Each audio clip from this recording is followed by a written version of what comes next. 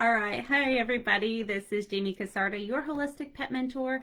And tonight's Sunday session, we are going to discuss how important it is to have healthy drinking water for your pet. So, you're probably wondering why I picked this topic. It seems like it's so simple, right? You just grab your pet's water bowl, you turn on the tap, and you fill up their water dish, right?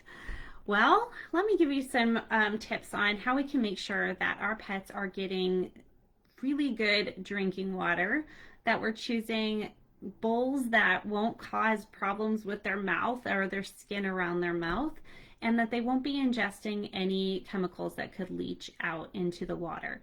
So this seems like a basic topic, but it really is important, and I find myself talking about it with people who have pretty sick pets. And I figure if we can get to this issue as pet parents ahead of time, and I learned this the hard way, then we could maybe prevent a lot of these problems that we see with our pets that could be caused by their drinking water.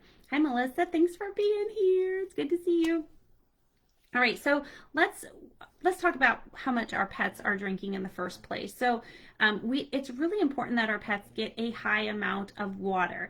And if you're feeding a raw diet or a canned diet, or maybe you're offering a freeze-dried and you're adding some warm broth or warm water to your pet's food, that's awesome. You are ensuring that your pet is well hydrated and is getting plenty of moisture in their diet. However, if we feed our pets a dry kibble and then we just set a dish of water next to their bowl of dry kibble, your pet will never be able to be fully hydrated. We're going to start to lead slowly to a dehydration problem.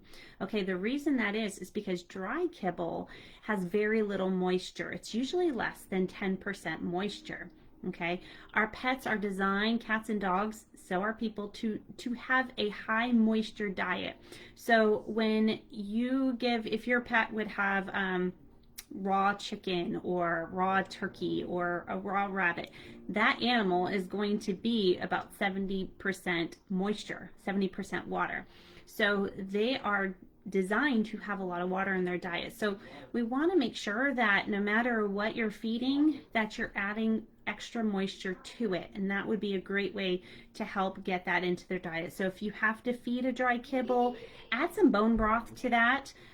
Even if you're feeding canned, I like to add a little bit of bone broth or warm water to their canned diet, and I even add it to my cat's raw diet. He's on a raw diet mixed with a little bit of canned, and I add either warm broth, whatever I have. If I'm out of broth, and I use warm water, and I mix that in. And that ensures that my senior cat has a very high moisture diet. So I highly suggest that. It makes a big difference. They stay well hydrated, especially if you have senior pets. Hi, Michelle. Thanks for being here. And please let me know if you're watching. Say hi. I appreciate that. I see there's 6 of you on, so say hi so I know who's watching. And if you have any questions, feel free just to pop them in the comments. And if you're watching the replay, feel free to pop in the comments. Usually I'll get a notification that you asked a question and I can come back to it later. So I hope you guys all had a wonderful Thanksgiving, and I'm just really excited. I had this idea to talk about water because there's things that I do now with the pets that I have that are very different than what I used to do with my pets. Hi, Barbara. I'm glad you're here. I do these things differently because I learned from previous pets who had urinary tract problems. One particular small dog that I had chronic urinary tract infections, and that was before I knew about natural health care and raw diet and all of that. And my veterinarian that I was working with had suggested that I give her distilled water. And that was my first aha moment that the water could be affecting her urinary tract system, right? And she was concerned because the pH of her urine was constantly being thrown off. It was either too acidic or too basic. It was too alkaline. So what I did was give her distilled water, and it made a really big difference for her. Now, I don't suggest just going straight to distilled water. If you have a big dog, that's going to be really expensive to do, first of all, and it doesn't have minerals in it. It doesn't have anything in it. It's going to be hydrating, but there is going to be some good components of regular spring water versus using distilled water. So if you're going to do a bottled water, if you have a pet with urinary tract issues, if they have problems regulating their pH in their urine, then you're going to want to use a spring water over distilled water. So that's another thing I had learned in that process. So, all right, we talked about adding extra water. What about their bowls? I think a lot of us here, we've steered clear from the plastic bowls, right? If you're still using a plastic bowl, I want to invite you to try using either a ceramic bowl, a glass bowl, or a stainless steel bowl. The reason we do that is because we still have problems with plastic, right? Plastic is durable. It's got a lot of good qualities. It can withstand a lot. It can put up with our pets, right? The problem is when you have water sitting in plastic for hours on end, you can have some leaching of that plastic into the water. And especially the older that plastic dish is, the more leaching you get. And you may have noticed with an older plastic bowl, especially if your pet's scratching at it or he likes to pick it up with his teeth, there's gonna be some fading to it. There's gonna be like that shininess is gonna get dull. It just doesn't stay in new condition. So plastic is not an ideal thing to use when feeding your pet or giving your pet water, especially since the water is going to sit in that bowl. Also, I don't like plastic bowls because I can't add essential oils into the plastic bowls. Essential oils, especially citrus oils, which I love adding to a dog's water, will interact with the chemistry of plastic. So we want to steer clear from plastic bowls. So just say no to that. Also, with our bowls, you want to make sure that we're washing them weekly, okay? The reason I say that is even if you change the water out every day, what can happen over time is we get this biofilm that builds up in the water bowl, right? So our dogs are drinking the germs from their mouth, pieces of food, that type of stuff. Gets into the water and will start to grow bacteria, and so you get this slimy film that will start to build up over time. So you're going to want to use some nice warm water and soap and just clean that out once a week. Sometimes we forget about those little things, but I wanted to make sure I brought that up. All right, why wouldn't we want to use tap? Does anyone want to pop in the comments why I am saying stay away from tap water? I know it's really convenient, it's super easy, and for a long time I just used tap until my small dog got chronic health issues over it. Does anyone know why? I just give you a hot minute to comment in there. What is in our tap water? So I'll give you some. You saw that move? Yeah, I know. Every time I'm on a live, I swear my husband gets he gets into the snack cupboard. Every time, Michelle. So why wouldn't we want to use tap water? What kind of things can be in our tap water? Does anybody have some ideas you want to share? I'd love for you to be part of this discussion. What do you think? What do you think? Well, I'll give you a clue. I got my water tested. Fluoride. Oh, you know it. Melissa got it right. Ding, ding, ding. So chlorine is a big problem. So I thought, well, my husband, he used to work for the Environmental Protection Agency for the state. Yes, Mary, very good. And he said, well, yeah, they put chlorine in it, but by the time it comes out of your faucet, most of it has evaporated. So I was like, okay, well, that's good. I hope that's true. Well, we had our water tested by 2 different companies, and we were told by both companies that our water had enough chlorine in it. This is public drinking water. Had enough chlorine in it to sanitize a pool. So basically, if we drank the tap water, we were drinking water that was like pool water. That's how much chlorine was in our public tap water. So that was one of the reasons why we decided no more drinking this tap water. Okay, I told my kids, don't drink the tap water. We also know that our town had, and I don't know if they're still fluorinating the water, but for many, many years they were adding fluoride to the water, and they were trying to get it voted out. They wanted the people to vote it out because it is so corrosive. it is such a toxic chemical that it was eating at the metal and the equipment, and it eats through everything. It's very difficult to store, it's very difficult to handle. It is a very corrosive, dangerous, toxic chemical. Fluoride. Fluoride is a waste product. It's a byproduct from the chemical waste industry, and they really just don't know what to do with fluoride. And so the heads got together, right? And they decided, let's do a public campaign and tell people that it's good for their teeth. And that way we can dilute it down into the drinking water and have a way to get rid of this toxic chemical. Now, it creates such a small film that the small film could be protective, a little tiny film of fluoride on your teeth, but it was never meant to be ingested. Fluoride is not supposed to be ingested at all. It is not a safe thing to be drinking, okay? Now, if it was covering the teeth, that'd be great. However, as soon as you eat, you're going to take that fluoride right off your teeth. It's just not, it doesn't work. And also, if you get too much fluoride, it actually causes fluoridosis, which means your teeth start to erode and you see little spots. You see some kids get too much fluoride in their mouth. They're getting treatments, they're brushing their teeth, they're rinsing with fluoride treatments, and they get little dots on their teeth. So we have actively taken out fluoride from our drinking water. We do a couple things, and I want to share with you how you can help make your tap water much safer for you and your family and for your pets to be drinking. So what I do, and let me see if I'm ready for that. Okay, yes.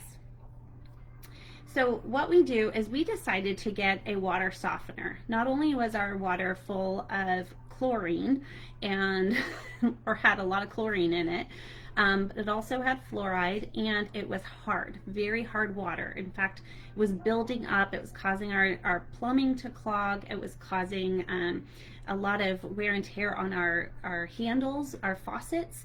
And so the faucets would we had to keep cleaning, taking them apart, and just things were getting kind of corroded. It's just, that wasn't good for us to drink, and it was very challenging on our plumbing. So we decided to get a water softener, and we had found that that helped remove the chlorine from our water. So that was really helpful. It doesn't remove all of it, but it really took us out of the pool water category. We were no longer that chlorinated. So that was one step in helping to clean out our water. It also helps take out any other contaminants, but it does not get fluoride. So what I do, and I did put a link for those of you who are interested or have never heard of a Berkey filter and are curious what a Berkey water filter is and what they cost, that type of thing. For us, it makes sense. I drink a lot of water. My kids drink a lot of water. We are water drinkers. If I have to choose a beverage, I choose water, okay? Or coffee. But I use the Berkey filtered water to make my coffee. So I highly recommend getting yourself a Berkey water filtration system. If you can afford it, it's definitely worth the investment. Otherwise, you would need to be buying bottled spring water, or if you're lucky, maybe you can, get storage containers and find a place where there's spring water nearby. But what most people do when they're capturing spring water or buying spring water is we're buying it in plastic jugs. Right? So you make sure it's not in direct sunlight, make sure it's not being stored in a hot area. And I see a lot of stores sitting these plastic jugs outside in the sunlight. Or it could be traveling and heated vehicles or in trucks that get really hot. Okay, so think about those things when you are purchasing water. That's why we felt for our family that it was best to get a filtration system. So we were, first of all, using less plastic jugs, right? So we weren't contributing to excess trash. And yes, plastic can be recycled. However, we know that a lot of recycling centers are starting to turn away recycling because there just isn't enough buyers for these recycled materials. So we want to reduce the amount of plastic that we're using in our home, so we went with the Berkey water filtration system. Now, once a year, you do have to change your Berkey filters.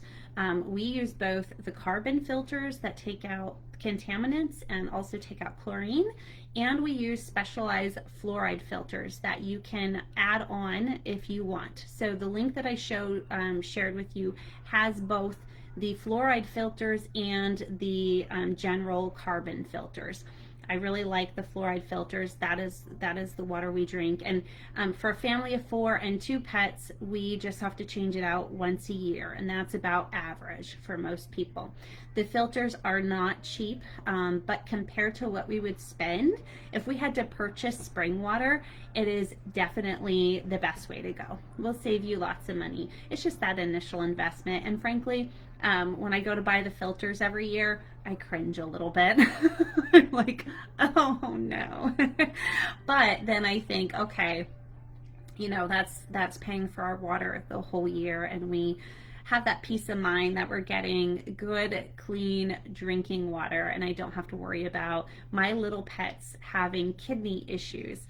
Honestly, I think that's why my Buddha kitty has a great urinary tract. He has never been he's never had any kind of infections. He's never had any kind of crystals. He's never been blocked. He's 21, and I've always been super careful about my cats drinking water. I've seen so many cats come into the animal hospital that were blocked, that had urinary tract problems, that had kidney failure, that had all kinds. I mean, the urinary tract issues was just so common, and I really just did not want to see that happen to my cat. So, oh, I'm sorry, I keep freezing. I don't know how to fix that. So anyhow, I really just wanted to do everything I could to prevent that. So my pets get the filtered water from the Berkey, and that's what we drink too. So I hope that gives you guys some ideas on what to do. If you just have dogs in the home and you're using either a ceramic dish, a stainless steel, or a glass dish, and you've got your filtered water in there, your Berkey filtered water, or you're using spring water, you can add some citrus oils. You can add a drop of lemon, tangerine, or wild orange to your dog's drinking bowl, and that will be really good for the pH in their mouth, and it's very cleansing. It's very supportive to their digestive tract. I did that for my small dog. She lived to be 21 as well. So I wanted to share that with all of you guys because I know it's such a little thing. I mean, it's such a thing that we don't really think about, right? Their water. But making those little changes can make a huge difference in the longevity of our pet's health. If we can't, you know, take out the dry kibble completely, maybe we can do a better job with the water and the moisture content in their diet, and we can make sure that the water that they are drinking, it doesn't have a lot of toxins in it, right? That we can control that. We can take out as many toxins from their lifestyle as possible, which is also good for us, right? That's a bonus when we make these changes for our pets, because sometimes I notice our pet parents love their pets and take better care of them than they take care of themselves. We tend to do that. But when you're making those changes for your pets, you're like, oh my gosh, I should do this for myself too. Or, you know what, I'm gonna be getting this really good filtered water for myself or for my family. And you can rest assured that you're doing everything you can to provide clean water. And here's one more bonus to having your own Berkey system. And I'm not a Berkey sales rep by any means. I've just been using it. I got it as a Christmas present several years ago, and I'm so happy and glad that I have it. We are in a time of a lot of uncertainty. If anything that I've learned from 2020 is nothing's guaranteed, right? It's been a very uncertain year for a lot of people. And we can't guarantee that we're going to have clean water coming out of our taps. And we want to make sure that we have a way to make sure we have clean water, because it's the second most important thing we need. First most important thing we need is air to breathe, right? We need to be able to breathe because we can't live without oxygen. Second most important thing is hydration. We need clean water to drink. We can't go very long without clean water. In fact, what's the rule of thumb? 3 minutes without air or oxygen, 3 days without water. 3 weeks without food. Now you can go longer without food, but water and air, they're vital. Okay, so we got to make sure that we always have fresh drinking water available no matter what is happening in the world. And that's why I am a big fan and very happy that we have a Berkey water filter. You can literally take mud water and filter it through your Berkey and get clean drinking water. It is a very high-tech filtering system. It's just very good. I say high-tech, it's actually super simple to put together. It's a very simple stainless steel tank, and you just turn it on and get your water out. Very simple to do. So if you have any questions, I can take a couple questions and we can chat about water. Connie says, yes, you're so right. I focus on this with my pets clients too. Thank you for sharing so others know. Thanks, Connie. That's so, I mean, it's such a thing we don't talk about a lot, right? We don't really think about it too much, but it can make a huge difference, especially if your pet's immunocompromised, if they have any sort of we see cats with chronic respiratory challenges, or they have chronic urinary tract issues. We see dogs with diabetes, right? Cats with diabetes. And these animals need a lot of moisture in their diet. They're drinking a lot of water. So we need to make sure that we're providing the cleanest drinking water possible. Mary Wills has a Berkey. Awesome, Mary. And she loves her Berkey. That's great. I'm glad you love it. I love mine too. It's fantastic. I did notice as I was looking them up today, I wanted to share them with you guys, and I grabbed a link so you could just click on it and see what it looks like, and if that's something you want to get, by all means, I hope you can get one for your family. The price has gone up on those things. I think this year has really put the Berkeys in demand. They're not a lot more expensive than they used to be. I think we got ours like 4 years ago. But I noticed the price has gone up. They are in high demand, and that's probably just because the uncertainty of this year. People don't know what's going to happen, and we really don't know if clean water is always going to be there for us, unfortunately. Michelle, she's like, gross. Yes, yeah, my water was pool water grade chlorine. Let's see, anybody else? Natural underground aquifer. Oh, that's awesome. That's really cool. What if a client cannot afford the Berkey system? What else do you recommend? Well, I think any filtering at this point, like if you can't get a Berkey system, you could try to get spring water or find a natural spring that you can collect from. Just make sure that that you aren't storing it in the sun. My dad collects his water from a natural spring up in northern Maine. I mean, it's really clean water. And he's very careful not to put his jugs out in the sun, keep them cool. But still, storing it in plastic isn't ideal, especially reusing it over and over. Underground aquifer. I am not sure. An aquifer, Michelle says, now I have to look at the last test results. Yeah. So, or aquifer. Definitely test your water from time to time because it can change, especially if there's some digging nearby. We live in a development. A lot of new houses were built around us. We have farms all around us. Good thing we don't have a well because we probably would have some contamination or a lot of contamination in our well water. When I lived in Western Pennsylvania, we had a spring and we had a well, and our water was super contaminated. We had a well house. And I thought, oh, it's going to be great drinking water. We live out in the boonies, but it couldn't be further from the truth. We had really high bacteria count. We had it tested because we kept getting sick. Our water had a bad smell to it.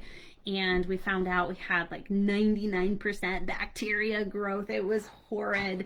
And so what our landlord did, because my parents were renting this farmhouse, is he dumped like 8 gallons of bleach in this well house. And when we went to take a shower, it just burned our eyes. It was so bad. It did not work. The bleach did not work. So what he ended up doing was putting a blue light. So if you have a bacteria problem in your water, a blue light will kill all the bacteria. It was just a little tiny light. They cut the pipe. They inserted this light, UV light. Yes, a UV. It was a blue UV light, and killed it. And we got our water retested, and there was no bacteria. That one little simple light that the water had to run through killed everything. Now it doesn't take out. It's not going to take out chlorine. It's not going to take out fluoride. But we didn't have chlorine or fluoride, naturally in our water. It was bacteria for that well. But he had added tons of chlorine in there. Let's see. I see some comments coming in. The pure filter, that's helpful. It just doesn't.